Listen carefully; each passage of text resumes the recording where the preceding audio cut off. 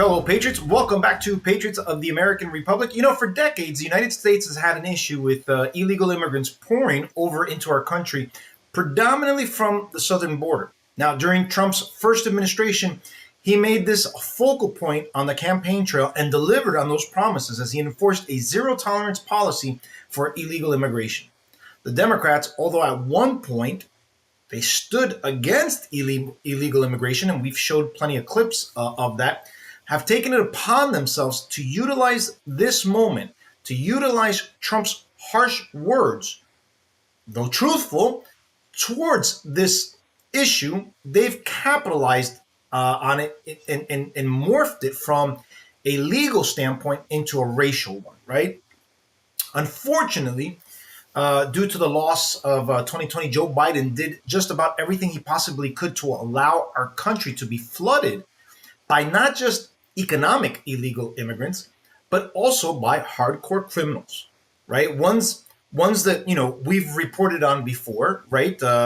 Example as to when Nicolas Maduro took a play out of Castro's communistic playbook and began to empty out his prisons and directing them, hey, to go to the north and head on over to America, essentially saying, hey, I'm going to let you go, but you gotta go up north. You gotta go to America. They got an open border up there, and I mean, it makes sense, right?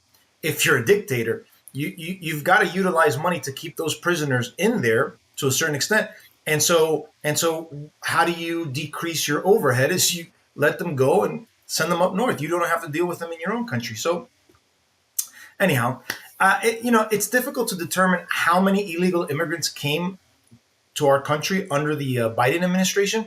I've seen, some left-leaning reports that try and lowball it at about 8 million.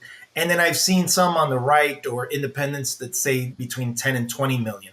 I mean, whichever the number is, it's way too many, especially when you include the fact that we had already tens of millions here prior to Biden taking over. So we've got a huge amount of illegal immigrants, right, in this country as we speak.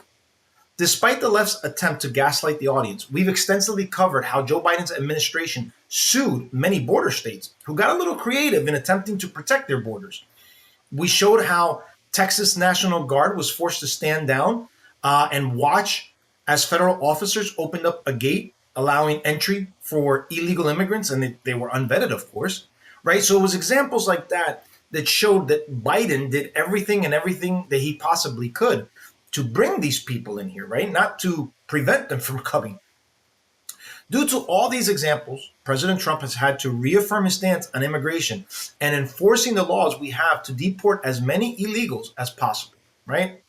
Now, over this past weekend, Mexico's been on our news, right? Mexico has some of the most beautiful beaches in the Caribbean, right? Cities, like Cancun and Tulum, as well as others, dominate tourism during modern times, right? I myself have been there. I've been to Cancun on 2 separate occasions, and I fully enjoyed my time there. I didn't really leave the resort too much, except for certain excursions, but I did enjoy both times that I went. I remember back in the 80s, Mexico had another touristic city named Acapulco, which my mother traveled to back then. Now, on my last visit to Cancun, my wife and I inquired about Acapulco from one of the local taxi drivers that was taking us to a different area. And he said that place was no longer good for tourism due to the cartels taking over and making it an unsafe place, which is a shame because from the pictures that I remember my mom sharing, it's a very, very nice area. The Mexican cartels are notoriously bloodthirsty gangs that terrorize anyone they can.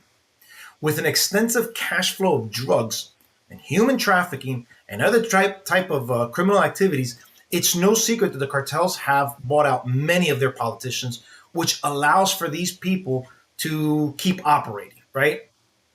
Knowing these details, given the amount of fentanyl coming over the border, President Trump has not only made securing the border a top priority, but has even offered the current president of Mexico to help assist her in eliminating these cartels from her land, right? So essentially, if I can deal with them over there, not only is it good for Mexico, but it's also good for us because they're not going to be coming over here and they're not going to be they're not going to be doing their illegal businesses over here either, right? So it's a win-win scenario. I mean, you'd think somebody would say, yeah, I'll take the help, sure. But let's hear what President Trump had to say. Mexico is saying that I offered to send U.S. troops into Mexico to take care of the cartel. She wants to know, is that true? Do you think I'm going to answer that question? That's why I'm asking. We'll see. I will answer it. It's true. If Mexico wanted help with the cartels, we would be honored to go in and do it. I told her that. I would be honored to go in and do it. The cartels are trying to destroy our country. They're evil. She's so afraid of the cartel she can't walk. So, that's the reason. And I think she's a lovely woman. But the president of Mexico is a lovely woman. But she is so afraid of the cartels that she can't even think straight. Naturally, because of what President Trump just mentioned, in addition to the rhetoric established by the left, the president of Mexico at that time declined the offer. So in essence, what I'm trying to say here is that due to all of the left calling Trump racist and all this stuff, it makes it difficult for Trump to work with world leaders that buy into this, right? Their rhetoric about racism and white supremacy, they add an extra layer of difficulty, and it makes it difficult for the president to negotiate and deal and make deals based on this situation, right? So I would imagine that lots of world leaders buy into this narrative, and that's why they're so hesitant to work with President Trump. Now, thankfully, he somehow manages to find a way to help secure us more and more. He does deals. I mean, he's the deal maker, right? He uses the tools that he has at his disposal to negotiate things, right? And thank goodness that he has the capacity to do that, because if not, he'd be a lame duck thanks to the left and the media. But it's an unnecessary layer that shouldn't really be there, especially if we're talking about people like the cartels, right? I mean, who would ever defend cartels? Who would pick cartels over the U.S. president? But these are the clown world times that we live in. Now, not too long ago, President Sheinbaum, being the leftist socialist that we perceive her to be, came down harshly on one of Mexico's senators who spoke to Fox News about the situation in Mexico. Let's take a look. The president of Mexico is furious. She's calling Mexican Senator Lily Tellez a traitor for coming on Fox Noticias with me a few days ago and saying this. Listen. The help from the United States to fight the cartels in Mexico is absolutely welcome, and that is how the majority of Mexicans feel. The only ones who don't like that President Trump is sending help and trying to support Mexicans against the cartels are the narco politicians. That includes President Sheinbaum. Mexican President Claudia Sheinbaum responding, saying, quote, "It's not a minor issue that a senator gave an interview to a foreign media outlet calling for intervention." Here to discuss is that Mexican Senator Lily Tellez. Senator Tellez, welcome to Fox Noticias. I'm just going to get right to it. Is Mexico a narco state? Yes, it is. And we all Mexicans know about it. And Mexicans are afraid of the alliance between the Mexican government and the cartels that have infested our nation. Can you explain this alliance between the president, her party, the Morena party, and the cartels? Yes, the party has financed, has given, the cartels have given so much money to these politicians, narco politicians of Morena, to get into office, to get the power. So they protect. The Mexican government protects the cartels. That is why President Sheinbaum doesn't want the strong American leadership to help Mexico defeat the cartels. Like I said before, the left seems to love and protect criminals over regular people. And I mean, it's pretty obvious. It's pretty obvious. We've seen it here in our own country. We've seen it in, wherever the left has some type of power or influence. And we see it in communistic dictatorship, and Mexico seems to be no different, right? And when I say communistic dictators, I mean, it's no secret that Maduro worked hand in hand with the local criminal element over there. Same thing in the Cubans, right? Same thing over there. And like I said, Mexico seems to be no different, because this lady, this Mexican president, seems hesitant when it comes to dealing with the cartels. Over the weekend, it was reported that we assisted the Mexican government to take out a notorious cartel member that set off a battlefield-like situation in certain areas of Mexico. Let's take a look. The U.S. State Department is telling Americans in Mexico to shelter in place as law enforcement tries to regain control of cities that have fallen into chaos in the hands of the Mexican cartels. This is after the Mexican military took out a notorious cartel kingpin with U.S. support. And we're learning a little bit more about our role in all of that. Not a lot of detail, but we had one. The carnage, cars torched, roads blocked, banks and local businesses set on fire as those cartels are now fighting for power. It's like everybody else is in the middle of a gang war right now. Now, videos that have been taken by local civilians showing cars and buildings ablaze, which, honestly, when I looked at the images, it made it look like a war zone. And let's just show some of the examples that that we're able to see here. This is exactly what they're doing in Puerto Vallarta. What they are doing is burning buses, lighting gas stations on fire because they want to create terror for those who struck a nerve. This will create compression amongst those other cartels. We may see more violence stem from this, but what we're seeing right now is their capability for violence, and this should awake Americans up. This is why it's so important to close our borders. Crazy to see that the cartels are able to wage this type of carnage in all these different cities, right? But here's the thing, as this situation plays out, I just want to take a moment to refresh the audience's memory on what the president of Mexico had to say just a few months ago regarding actions towards the cartels. Regresar a la guerra contra el narco no es opción. No es opción. Primero, porque está fuera del marco de la ley. Todos estos de la derecha que se llenan la boca de las palabras Estado de Derecho y defienden la guerra contra el narco. Pues la guerra contra el narco está fuera de la ley, porque como lo dije o lo he dicho en varias ocasiones, es permiso para matar, sin ningún juicio. Y eso en México nadie o muy poquitos están de acuerdo. Está fuera del marco de la ley. Y segundo, no sirvió de nada más que para aumentar los homicidios en México y el nivel de violencia. Entonces, estos llamados autoritarios, porque son autoritarios, es ir hacia el fascismo. One of the most incredibly dumbest things I've ever heard a president say, and believe me, we've had some doozies here ourselves. Let's not mess with the cartels because they're going to retaliate is essentially what she's saying. Then she makes a claim regarding their human rights and how killing cartels without a trial would lead them into an area of fascism. I mean, how can a president elected in part to protect her people be okay with allowing these killer gangs operating without impunity? These are people that are known for, killing in a very, very savage manner. I mean, my dad shared with me a documentary that he saw where they chop you up from limb to limb. And that's crazy. And though I really don't have a yearly body count of how many people these cartels kill, I can only imagine that it's in the thousands, if not tens of thousands, maybe even in the millions. And this Mexican president should be focused on protecting all her people.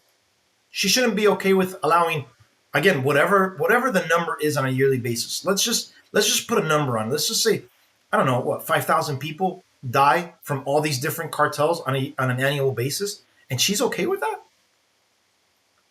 Why is she worried about the human rights of killers versus innocent people of her country? Why does the left seem to commonly put the criminal ahead of the victim?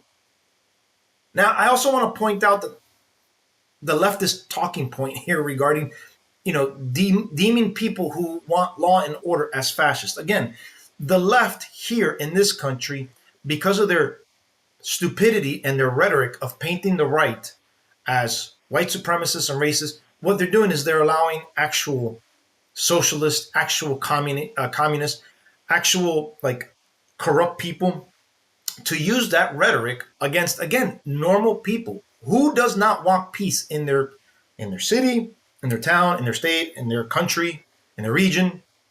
But no, that we got to associate that with fascism now. I mean, the word along with protecting people doesn't even make sense. But, again, when does the left ever make sense with their talking points? It's just a dog whistle at this point, right? Fascism has nothing to do with law and order, putting criminals behind bars. And I'm talking about violent criminals. We're not talking about like thought criminals like the left would love to do, right? Now, I will give her a point, and that she said in that statement, if we go after the cartels, things are going to get violent, or violence is going to increase, which is what we're seeing. But again, what's the alternative? Allow these deep criminal organizations to operate without any consequence? I mean, they're just going to keep getting bigger and bigger and bigger and bigger, which has been the case, right? I'm not guessing at it, right? The more you let criminality function, the bigger it's going to get. And then in addition to that, if you know this is going on, you're allowing it, aren't you indirectly contributing to corruption, therefore making yourself corrupt as well? I mean, that's the definition, right? Now, as of yesterday, I'm recording this, what's today, the 25th? So as of the 24th, there were a total of 70 people killed so far. Let's take a look at the body counts. Cartel violence is rocking the nation of Mexico right now. This week, military forces there killed the country's most powerful drug lord known as El Mencho. Mexican officials say more than 70 people have died in the aftermath, including security officers, suspected cartel members, and civilians. No Americans have been injured or killed. We know that from the White House press secretary. The State Department says hundreds of Americans trapped inside Mexico have called the emergency helpline. Some are sharing their stories. So naturally, Mexico has like a number of touristic areas, as we previously mentioned, and we have many U.S. citizens caught in the crossfire of what is going on. President Trump, like a true leader, has issued a warning to the cartels regarding the people over there. Let's take a listen. But the other big story is the CIA evidently aiding the Mexican government in taking down a key drug kingpin whose specialty was fentanyl to America. So we all should be applauding this. But American tourists right now stuck in Mexico, here's some of what they're saying. The day before, everybody was telling us how safe Puerto Vallarta is and how this area was really safe. So it's just, I think, an unfortunate turn of events that apparently a part of Mexico that folks thought was very safe. Across the street is a gas station, and there's cars parked sideways throughout the road. There's about 6 cars on the road, 4 cars in the road and 2 cars next to the road in the parking lot, and they were all on fire. You're seeing a war zone behind you, and we've got people come back to the hotel before all this happened saying, do not go out. There's cars on fire. So right then hey, I'm not leaving. I'm stuck here. And there's no way out. They closed the airport. So we're stuck. Caroline, and a cover of the New York Post, War in Paradise. This is all new. It's breaking in 24 hours. What can you tell those people? Can we get them out? Secretary Rubio and the State Department are absolutely on it. We hear from Americans directly who are in Mexico because the State Department immediately set up 24/7 phone lines, and they're taking hundreds of calls a day, providing Americans on the ground with travel support and advice. The State Department also has issued new travel advisories, and they'll continue to update those as the situation progresses. So we encourage all Americans in Mexico to, of course, adhere to the guidance provided by the State Department. Right now, we are unaware of any reports of any Americans being hurt, kidnapped, or killed, and the Mexican drug cartels know not to lay a finger on a single American, or they will pay severe consequences under this president. Remember, Caroline Leavitt is the press secretary, and she does speak on the president's behalf. And this is exactly what I want to hear from the American administration. Honestly, it doesn't matter if it's left or right, but this is what I want to hear from every single administration, right? But the reality is, I feel more confident when this administration makes these types of threats to our enemies and promises to its own people and allies. One thing that can be said about President Trump is that he doesn't make empty threats. As Venezuela found out, as Iran is foolishly on the verge of finding out once again. When he says something, he's going to do it. And when he issues that type of a warning to protect U.S. citizens, I feel confident that those people are going to be safe and they're going to be brought home safely. Because again, you don't want to get on this guy's bad side. He has followed through with these type of retaliatory actions. I mean, just last year there were three U.S. soldiers that were killed in an ambush, and Trump retaliated right away. So I don't think the cartels want to really fool around with President Trump.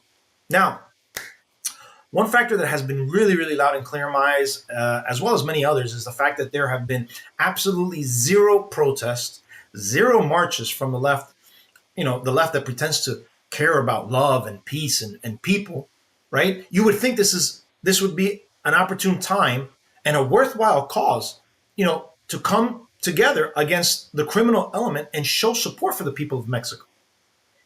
Especially since these numbskulls were proudly waving Mexican flags last year over the American one. And yet, unsurprisingly to me, there has been nothing from these people, which is why we don't take their words with any seriousness, right? But thankfully, I'm not the only one that noticed, and there have been lots of people that have taken to their social media platforms to state the obvious. Let's take a listen.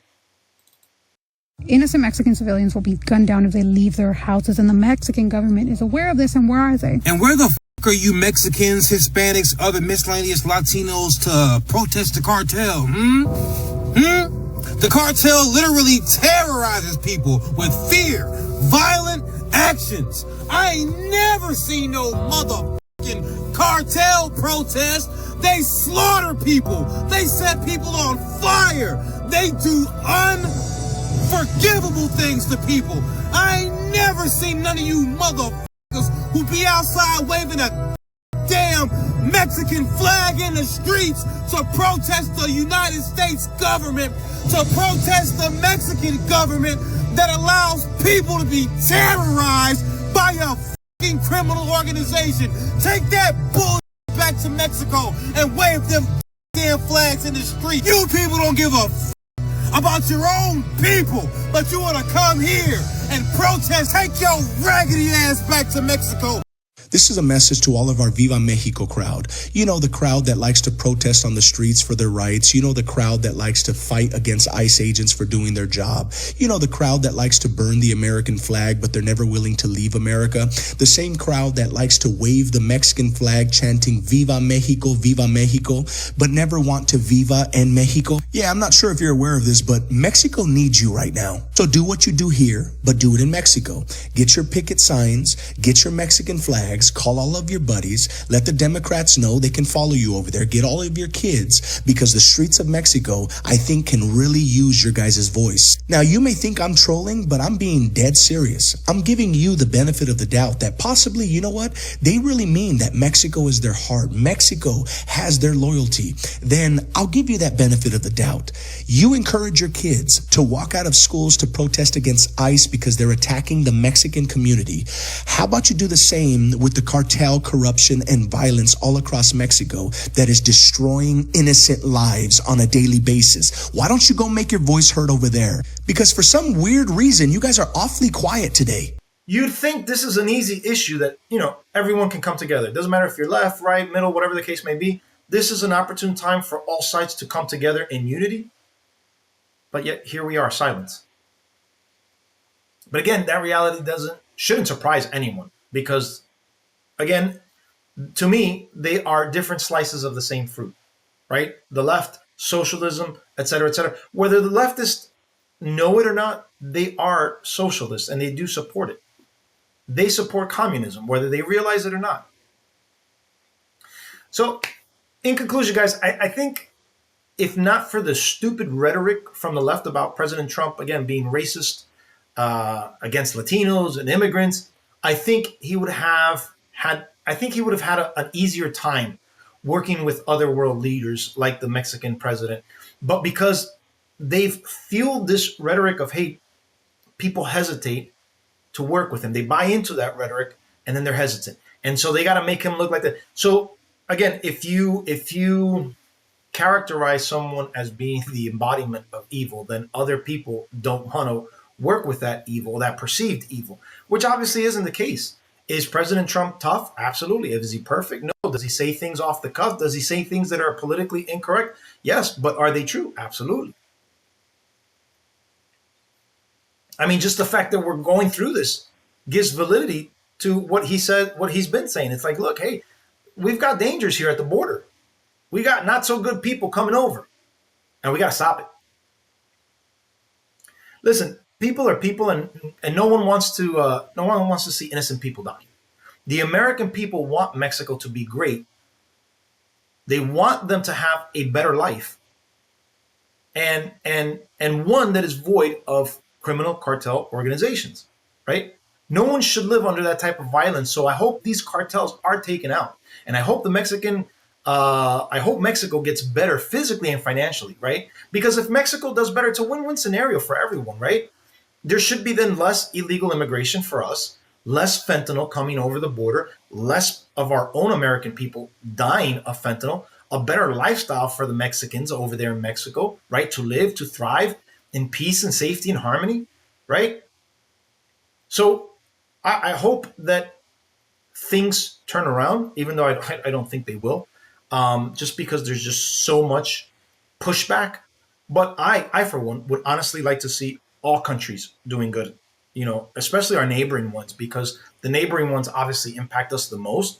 But it would be nice to see all Latin countries, start to pick themselves up. But the reality is that those Latin countries, their governments are even more corrupt than our government, obviously. At least here, you can make something of yourself. Over there, the majority of Latin countries, of Latin governments, are vastly corrupt and keep people in poverty, right? They contribute to that system over there. But guys, that's my video for today. I really do hope the situation gets better. I hope that all of our U.S. citizens make it back. I don't care if you're left, right, middle, over there, whatever the case may be, because I know it's probably a mixed bag. I just hope that they come home safely. I hope these cartels are put in their place. I hope the Mexican government steps up and does what it's supposed to do and protects its own people and provides safety for its own people. So, guys, that's it for my video. God bless you guys. God bless Mexico, man. God bless the people of Mexico. God bless them over there as well, right? They are a Catholic majority country, so they believe in Christ just like we do. And so I hope that the monsters eventually are dismantled, these monsters that plague their country. So, guys, I will see you guys on the next video. Take care. Peace out. And I'll see you guys. Bye-bye.